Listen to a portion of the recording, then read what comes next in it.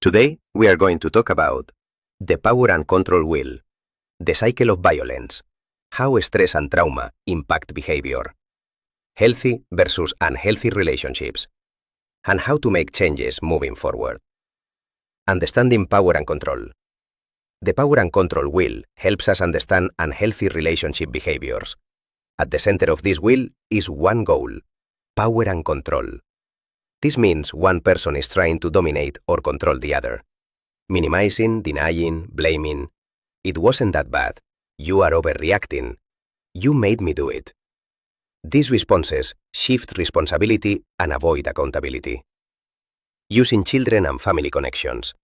Threatening custody. Using children to send messages. Speaking negatively about the other parent.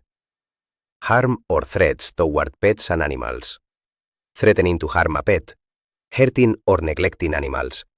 Using pets to intimidate or control. Pets are part of the family, and harm toward them can create fear and control. Children and animals should never be placed in the middle of adult conflict. Emotional and psychological harm. Telling a partner they never do anything right. Insulting, demeaning, or shaming them, especially in front of others. Showing extreme jealousy of friends or time spent away.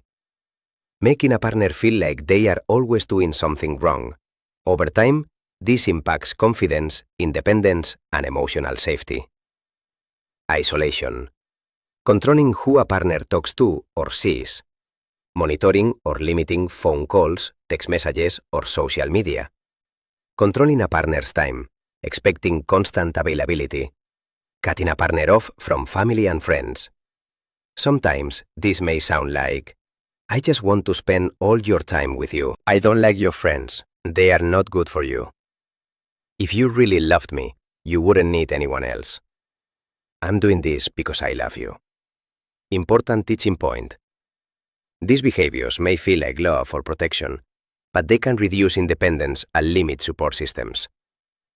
Healthy relationships allow for personal space, friendships, family connections. Control over daily life, preventing decisions about work, school, or personal choices. Financial control, controlling money without discussion, taking money, refusing access to basic needs. Digital control y technology abuse, monitoring social media, getting upset about likes or comments, checking phones or messages, demanding passwords, tracking location. Advanced technology abuse, sharing or threatening to share private images, sextortion, surveillance through apps or devices, controlling smart home technology. These behaviors can create fear even in one's own home. Sexual pressure and boundaries, pressuring or coercing sex, using guilt or obligation, ignoring no, non-consensual sexual contact. Consent must be freely given. Using religion or status as control. Using religion to create guilt or obedience. Misusing faith or scripture to control behavior. God says you should listen to me. Threatening immigration or legal status. If you don't listen, I'll report you. These use fear and vulnerability to maintain control. Intimidation and threats. Threatening looks or actions. Using weapons, threatening children or pets. Property destruction, breaking objects, damaging belongings or home. Important safety point.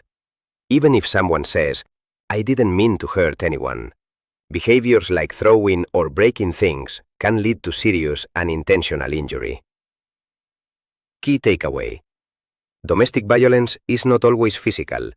It includes patterns of control, fear, pressure, harm. The cycle of violence. Many unhealthy relationships follow a pattern called the cycle of violence. 1. Tension building. Stress increases. Walking on eggshells. Small conflicts escalate. 2. Incident. Verbal, emotional, or physical harm. May include yelling, breaking things, or aggression. 3. Reconciliation. apologies, promises, affection. 4. Calm. Things feel better temporarily. Then the cycle repeats. Key point. Without intentional change, the cycle often continues and can escalate. Early changes. Over time, small things begin to shift.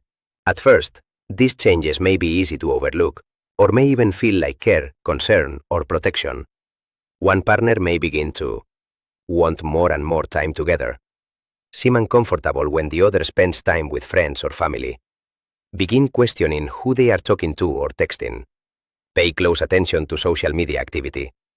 They may say things like, "I just want to spend all my time with you. I miss you when you are not with me. Your friends don't really care about you like I do." Subtle control begins gradually. In contra, the behaviors may become more noticeable. Controlling a partner's time, wanting to know where they are, who they are with, and what they are doing throughout the day. Becoming upset about social media activity. Why did you like that picture? Who is that person commenting on your post? Expecting immediate responses. Getting frustrated if texts or calls are not answered right away. Checking in frequently. What are you doing now? Who are you with? Increasing isolation. Over time, this may lead to spending less time with friends, pulling away from family, canceling plans to avoid conflict. The partner may say, "I just don't like being around them. They are a bad influence. If you loved me, you would choose me." Or, "I'm doing this because I love you." Emotional shifts. At this stage, the relationship may start to feel more intense, more sensitive, more reactive. The other partner may begin to feel like they have to explain themselves, feel pressure to avoid conflict, start walking on eggshells, question whether they are doing something wrong. Important teaching point. These changes often happen gradually. They may not immediately feel harmful. They may be interpreted as love, protection, concern, closeness. But over time, they can begin to create imbalance, pressure, loss of independence, reduced connection to support systems. Understanding trauma and the brain. Before we talk about change, we need to understand something important. Behavior is connected to how the brain and body respond to stress. The neurosequential model. When people experience stress or trauma, the brain shifts into survival mode. This affects reactions, emotions, communication, decision-making. Survival brain versus thinking brain. Survival brain reacts quickly. Fight, flight, or freeze. Thinking brain, logic, problem-solving, self-control. Importante teaching point. When someone is overwhelmed, the thinking brain goes offline. The survival brain takes over. This is when people may yell, react quickly, throw or break things, say things they regret. This explains behavior, but it does not excuse harm. The 3 R's: regulation, relationship, reason. To change patterns, we use the 3 R's. 1. Regulation. Calm your body before responding. If you are not calm, talking won't work. Problem solving won't work. Examples. I need a minute. Taking a breath. Stepping away. 2. Relationship. Focus on respect and connection. Examples.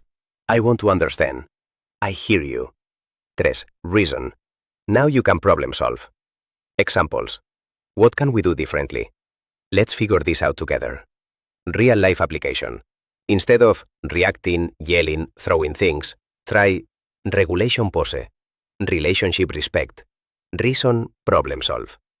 Healthy versus unhealthy relationships. Unhealthy. Control, fear, blame, disrespect, reactivity. Healthy. Respect, communication, emotional safety, accountability, self-control. In a healthy relationship, both people feel safe. Both people have a voice. Both people take responsibility. Boundaries, respect, and system impact. Extante escochacento para todo el mundo. 8. Boundaries. Boundaries protect your emotional well-being, physical safety. Healthy boundaries. Saying no, taking space, communicating clearly. Respect. Respect means I can disagree without hurting you. Legal and system involvement. When situations escalate. Law enforcement. If there is violence, property destruction, threats, police may be called. District attorney. The district attorney can file charges, even if the partner does not want to press charges. Child Protective Services, CPS. If children are present, exposure to conflict or violence may raise safety concerns. CPS may investigate, provide services, in some cases, remove children. Children can be removed from both parents if needed for safety. Important note: these systems focus on safety and protection. Clarification regarding children. Although this focuses on adult relationships, some behaviors may also occur in parent-child relationships. Important distinction: some actions are part of parenting, setting limits, managing money, providing structure. These are not abuse. However, behaviors such as humiliating or degrading a child, isolating a child from support, using fear or intimidation may be considered harmful or abusive depending on the situation. The difference is, guidance is equal parenting. Fear and harm may cross into abuse. Reflection y accountability. Take a moment to reflect. What patterns do I recognize? How do I respond under stress? What do I want to change? Change starts with awareness. Growth requires accountability. Healthy relationships are not about control. They are about respect, responsibility, emotional safety. Every time you pause instead of react, communicate instead of control, take responsibility instead of blame, you are breaking unhealthy patterns. You are building healthier relationships. You are creating a safer environment. And that matters. Processing questions. What stood out to you today? What patterns do you recognize? What is one change you are willing to make this week? What does a healthy relationship look like to you?